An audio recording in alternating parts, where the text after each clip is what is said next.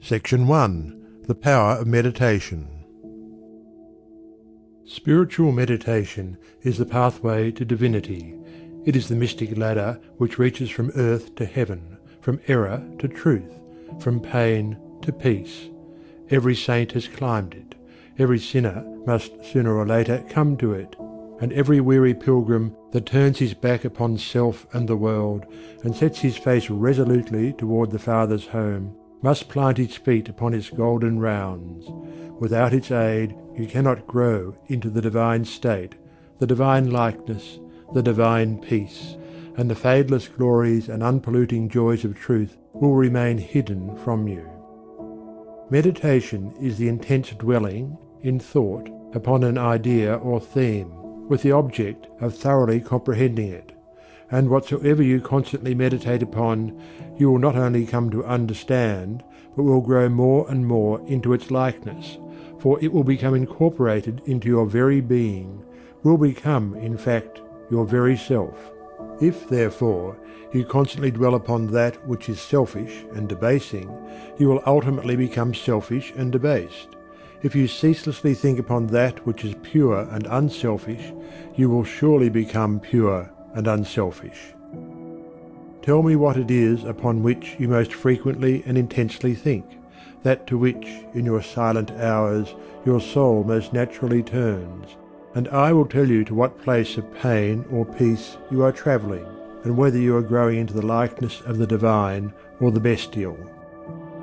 There is an unavoidable tendency to become literally the embodiment of that quality upon which one most constantly thinks.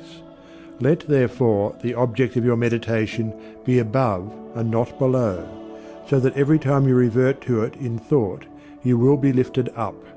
Let it be pure and unmixed with any selfish element. So shall your heart become purified and drawn nearer to truth, and not defiled and dragged more hopelessly into error.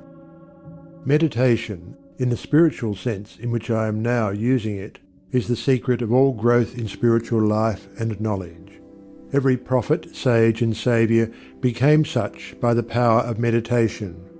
Buddha meditated upon the truth until he could say, "I am the truth."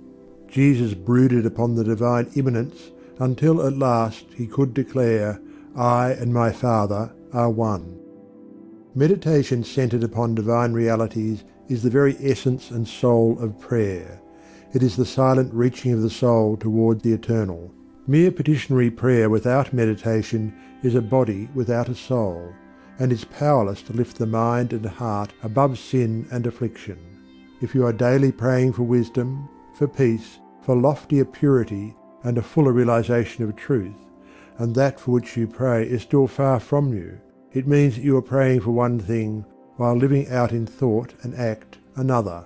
If you will cease from such waywardness, taking your mind off those things the selfish clinging to which debars you from the possession of the stainless realities for which you pray, if you will no longer ask God to grant you that which you do not deserve, or to bestow upon you that love and compassion which you refuse to bestow upon others, but will commence to think and act in the spirit of truth, you will, day by day, be growing into those realities, so that ultimately you will become one with them.